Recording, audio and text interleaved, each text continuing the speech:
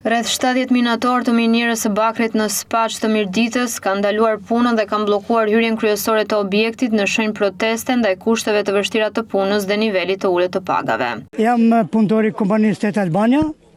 Unë jam themeluesi organizatori që në fillim si kam filluar këtu, unë jam më i pari në gjithë shtat punëtor. Edhe na ka gënjur me rrogat me të tana. Tani duam një drejtësi mbrana ligjit, mbrana kushtetutës Republikës, mbrana tona parimeve bazë. Jemi të pakënaqur, nuk kem të gref luftë me palën turke, kërkojmë një drejtësi mbrana drejtave tona që na takon. Ka kushte të vështira, kuptohet, po na toka i ka këta.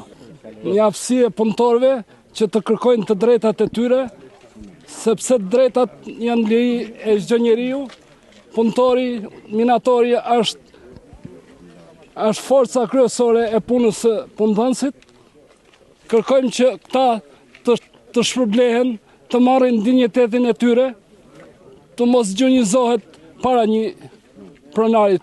Sipas vetë punonjësve, protesta do të vazhdojë deri në plotësimin e kërkesave të tyre, të cilat përfshin përmirësimin e kushteve të sigurisë në minier dhe rritjen e pagave mujore.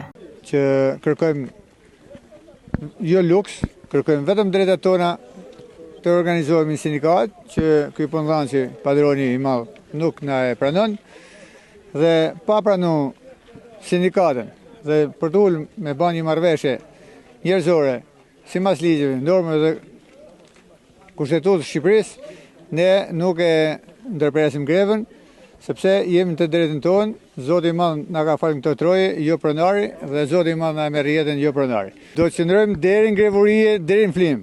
Bëjmë kryq sa herë him në galeri e kur dalim. Pri pa sigurisë, pa gjonat.